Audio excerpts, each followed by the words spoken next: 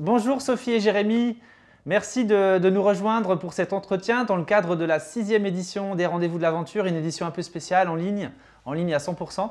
On est très heureux de vous accueillir pour échanger avec vous à la suite de votre film Alaska Patagonie. Bonjour Virgile, bonjour Bonjour tout le monde. Virgile. On est sincèrement ravis d'être là et on est très content de pouvoir échanger avec vous en virtuel. Alors, je vous ai préparé quelques questions qui sont peut-être les questions que le public aimerait vous poser. Je voulais un peu, tout d'abord, on va parler d'abord du voyage et puis on parlera peut-être un peu plus du film dans un second temps, si ça vous convient comme ça. Je voulais que vous nous expliquiez comment on se lance dans un voyage aussi fabuleux, donc plus de 28 000 km à vélo sur 2 ans et demi. Est-ce qu'on se lève un jour et on se dit je suis prêt, je me sens prêt et puis si c'est le cas, qui d'entre vous a poussé l'autre dans cette aventure parce que parfois, j'imagine que c'est des envies qui sont peut-être plus personnelles d'un côté que de l'autre. Voilà, donc est-ce que c'est un projet que vous avez mûri ensemble? Racontez-nous un peu. On va prendre au moins 3 heures de dissertation pour répondre à cette question. C'est un sujet qui est super complexe et en même temps très simple. Je pense que autant Sophie et moi, on a ce passif de voyageurs, on a grandi dedans, on a découvert ça très jeune à l'adolescence via les sports qu'on pratiquait. On bougeait de région en région en France déjà. Et on s'est trouvé dès le plus jeune âge un petit peu plongé dans le mouvement en fait. Et arrivé à l'âge adulte, ce mouvement s'est transformé en voyage itinérant. Et donc trek, vélo, randonnée, pour Sophie, ski poulka au Svalbard. On a eu plein d'expériences juxtaposées qu'on fait que lorsqu'on s'est rencontrés 7 ans auparavant avec Sophie, on s'est rencontrés justement sur cette promesse qui est devenue un peu une promesse de vie un jour, on fera quelque chose un petit peu extraordinaire ensemble. Et ce jour est très vite arrivé, en fait, parce que au bout d'1 an de relation ensemble, on a commencé vraiment à batifoler des idées qui résumaient un petit peu cette envie de traverser la planète. Où, quand, comment. C'était très dur à définir au début, mais par contre, l'idée, la passion est là depuis le premier jour, en fait. Et exactement, cette aventure Alaska Patagonie, elle nous a peut-être pris 1 an et demi à confectionner, à imaginer et à rendre possible en fait. Donc au début, c'est des échanges sur on aimerait faire quelque chose de grand, de long et de passionnant. Où est-ce qu'on peut le faire? Évidemment, on peut le faire évidemment partout. On peut partir de la maison, on peut aller sur n'importe quel continent. Mais ce qui nous a intéressé sur le continent américain, c'est que c'est la route la plus longue du monde continentale et en termes de latitude, la plus étendue. On part de 70 degrés de latitude nord et on va jusqu'à 54 degrés de latitude sud.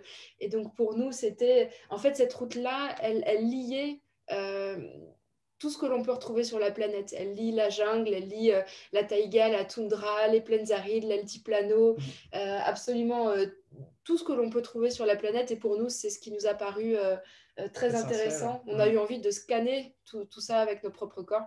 Et voilà, en tout et pour tout, 1 an et demi, 2 ans de préparation, de confection. Alors oui, justement, tu m'offres une transition, Sophie. Je voulais savoir comment est-ce qu'on préparait une telle expédition et voilà, sur quoi on mettait le plus d'énergie finalement. Donc pendant ces 2 ans de préparation, sur quoi on se concentre le plus? Il y a plein d'aspects, il y a les aspects humains, il y a les aspects logistiques, financiers, des partenaires, etc. Mais le matériel. Mais vous, quel est le poste qui vous a demandé le plus d'énergie? Parce que ce qui est assez drôle, c'est que autant Sophie et moi, on a des énergies qui sont éparpillées sur des secteurs très différents. Alors, autant Sophie, elle était très dans la communication, dans la logistique, la préparation aussi un peu administrative de la chose.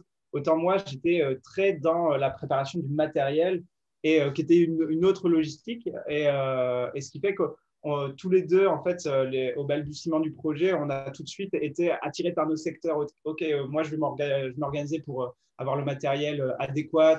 Je vais feuilleter tous les forums, je vais rencontrer des gens, je vais essayer de savoir quel matériel sera le plus résistant, le plus endurant. Je suis venu auprès de gens toquer à la porte pour avoir des conseils qui avaient déjà fait Alaska Patagonie. Et franchement, on est tombé sur Virgile et Marion Charlot qui ont été d'une aide extraordinaire. Et tout ça, en fait, c'était plus ma partie. Sophie, elle, sa partie, à s'apparenter à la préparation, on va dire, plus Budgétaire, budgétaire, administrative. Enfin, un peu plus vérifier pragmatique, je pense. vérifier aussi que ce qu'on voulait faire était en effet bel et bien possible. Et donc, du coup, j'ai envie de dire que presque à aucun moment, on a étudié la carte en se disant on a envie de passer sur telle route. En fait, on avait le point de départ et le point d'arrivée avec une envie essentielle de coller aux montagnes et de coller à ce qu'on appelle la Continental Divide, la zone de séparation des eaux. Donc, soit ça s'écoule vers l'Atlantique, le Pacifique ou tout au nord vers l'Arctique. Et c'était un petit peu notre ligne de conduite. Et donc, on a vraiment essayé de préparer le matériel en se disant de quoi est-ce qu'on a besoin pour pouvoir évoluer en 4 saisons avec notre vélo, de quoi est-ce qu'on a besoin financièrement, et puis après, le reste, on le verra au fur et à mesure du voyage. Alors, 2 ans de préparatifs. Pardon Jérémy, mais j'essaie de faire avancer un peu l'entretien. On peut revenir sur certains aspects après. Mais justement, 2 ans de préparatifs et puis arrive le jour du départ. Qu'est-ce qu'on ressent en termes d'émotion le jour où on se retrouve tout au nord, en Arctique, à Prudhoe et qu'on s'apprête à parcourir plus de 28 000 km à vélo? Qu'est-ce qu'on ressent? Est-ce que c'est de la crainte? Est-ce que c'est un appétit pour entamer l'aventure? Racontez-nous un peu votre état d'esprit à ce moment-là. Je crois qu'il y a un des sentiments forts, c'est la naïveté en fait. On ne se rend pas compte à quel point l'enjeu de ce voyage est énorme, aussi bien entendu totalement abstrait, parce que de se dire de partir de Prudhoe en Alaska et se rendre jusqu'à Ushuaia en Patagonie, autant dire qu'il faut traverser la planète. Même après l'avoir fait, c'est toujours aussi abstrait cette idée-là en fait. C'est tellement grand, tellement immense que c'est dur de se rendre compte ce qu'on a fait ou alors ce qu'on allait faire sur le jour 1 du projet. Donc, c'est énormément de naïveté et surtout, c'est un peu la cabine de dépressurisation justement de 2 ans de préparation et plus encore de rêve de traverser la planète, parce qu'au final, c'est de traverser la planète du nord au sud, c'est pas faire le tour du monde, mais c'est traverser la planète en effet. Et donc, c'est une espèce de cabine de dépressurisation où en fait, on n'a pas trop d'émotions et en fait, il va falloir se forger sur la rigueur de la route tout à coup. Après, ce qui est sûr, c'est qu'on est quand même rattrapé directement par la réalité et le concret. Dès l'instant où on arrive en fait à Prudhoe, on dort dans un hôtel et pour partir le lendemain matin, on a laissé les vélos dehors et on se rend compte qu'il a fait très très froid la nuit. Les vélos étaient complètement gelés, les freins ne fonctionnaient pas. Donc en fait, on se fait tout de suite happer par le concret. Et on se dit, OK, ça y est, c'est parti. Donc maintenant, il faut prendre chaque problème les uns après les autres et avancer. Et donc, du coup, on se fait happer par tout ça. On se fait happer par le voyage. Et par sa rigueur, ouais. Et on se fait happer par l'instant. L'instant. Alors, je voulais vous poser une question sur le fait de voyager en couple. Beaucoup se demandent si c'est une bonne idée. Est-ce que vous pouvez nous parler de votre expérience ? Alors assez brièvement, parce que je sais que c'est un sujet qui mériterait peut-être 2 heures de conférence ou d'entretien ou d'échange, peut-être plus, peut-être que c'est aussi l'histoire d'une vie. Mais voilà, en quelques mots, parlez-nous de votre expérience ensemble, voilà, en tant que couple dans cette aventure. Si tu veux faire concis, en effet, c'est bien de me poser la question. Ah bon? Alors, tu pourrais être concis aussi. Jérémy, Je suis pour la paix des ménages, donc je laisse la parole à qui veut parler. Pour faire vraiment très concis, je pense que dans notre cas, les 6 premiers mois de périple ont été houleux, dans le sens où il a fallu trouver un équilibre. Quand bien même on se connaissait depuis 3 ans, on avait déjà voyagé ensemble dans des conditions un peu compliquées. Là, on est hors cadre, hors mesure, et donc du coup, c'est très compliqué. Nous avons 2 manières différentes de voyager, 2 manières différentes de vouloir faire le chemin, et pourtant, on a un même point d'arrivée en bas. Donc du coup, on a des envies, des rythmes différents et ça nous a vraiment pris 6 mois et je pense que ce qui nous a vraiment sauvé le couple, parce qu'à un moment c'était vraiment difficile, c'était la communication tout simplement. Quand bien même on est dans des espaces très grands, en fait on est quand même pris au piège entre guillemets dans notre couple et dans notre tente qui fait 2 mètres carrés et donc nécessairement pour avancer, pour faire attention, on doit communiquer et on doit mettre à plat tout ce qui ne va pas. Donc, ce voyage, c'est aussi un voyage des compromis et un voyage de l'ego où, en gros, on se dit, OK, mes envies, mon ego, mes projets, il faut que je les adapte au projet de l'autre. Et donc, ça nous a vraiment pris 6 mois, mais on y a réussi. Et la grande leçon à tirer de ça, pour faire très, très concis, c'est dans le couple, je pense, ces fameux 6 mois, en fait, je crois que c'est le temps que ça nous a pris dans le voyage pour faire la différence entre le couple et l'équipe. Qui sont vraiment deux valeurs très différentes dans le voyage. où le couple, c'est voilà, c'est le domaine des émotions, des sensations et des sentiments.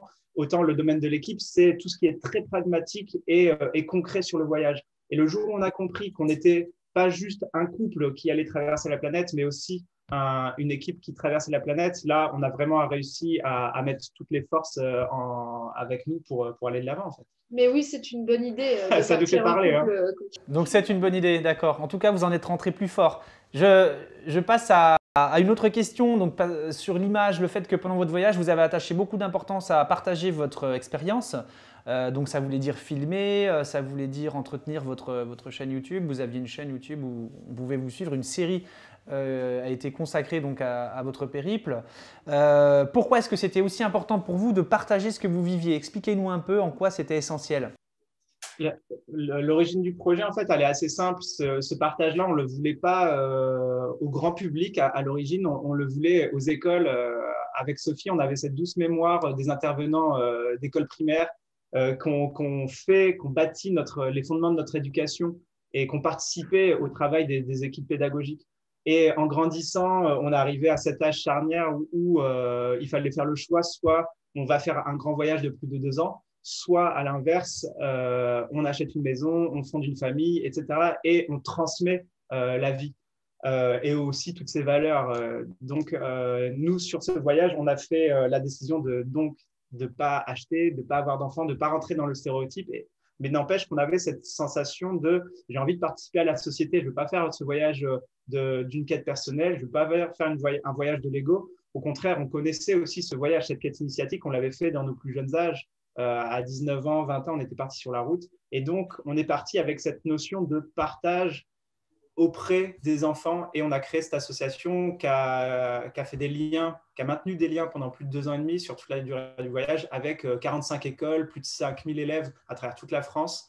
Et ça nous a vraiment bâti, on va dire, la notion de partage, quoi. Donc en fait, tous les mois, on réalisait des vidéos pour les écoles qui nous suivaient. C'était un petit peu le lien qu'on essayait de créer avec les élèves. Mais je dois avouer que… Ça représentait une vraie contrainte quand même, j'imagine, de tourner toutes ces images pendant le voyage. Il fallait lui accorder du temps à cette production d'images. Ouais, c'est une semaine par mois. C'était évidemment du temps sur la route de prix. Ou alors, en fait, très souvent, quand on fait du vélo, on est dans notre rythme, on est dans l'effort, on est dans la découverte. Et parfois, ça nécessite évidemment de stopper tout ça pour prendre la caméra. C'était plus simple pour moi parce que je suis journaliste et c'est aussi mon métier de raconter des histoires, de filmer. C'est ma passion, j'adore l'image. Donc, quelque part, ça me posait moins problème pour moi parce que je ne me voyais pas traverser les Amériques à vélo sans en garder quelque part justement un souvenir imagé.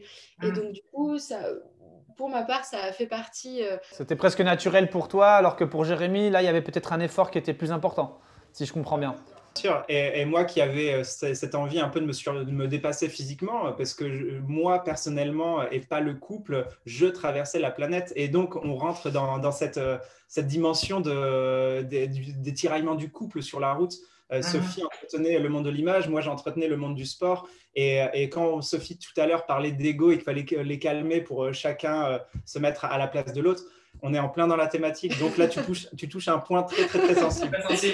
Alors, on va peut-être… Vas-y Sophie, peut-être qu'on s'éloigne après de ce point sensible.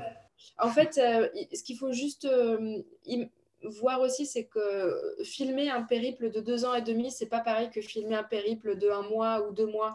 On filme beaucoup moins. On filmait pas du tout tous les jours. On s'est gardé vraiment beaucoup de moments pour nous.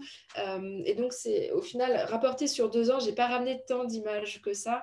Et ça n'a pas été une si grosse contrainte que ça. Parce que j'avais déjà fait quand même l'idée de faire un film. Ouais. C'était justement ma question, parce que tu as ramené quelle quantité d'images? On a un film, on vient de voir un film qui dure à peu près 1 heure. On imagine que c'est une goutte d'eau dans la quantité d'images que tu as tournées.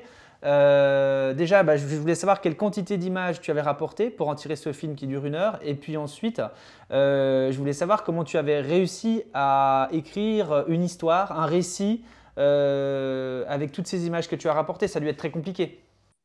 Ouais, alors en fait, quand on est parti, j'avais le souhait de réaliser un documentaire, mais j'en avais pas encore la conviction. Dans le sens où on part réaliser une aventure, on n'est pas sûr que ça va bien se passer, on n'est pas sûr d'arriver en bas. Donc j'avais peur d'avoir cette prétention en amont, de me dire je vais faire un film. Donc on avance géographiquement, j'essaye d'écrémer des choses, d'avoir des idées de réalisation, etc.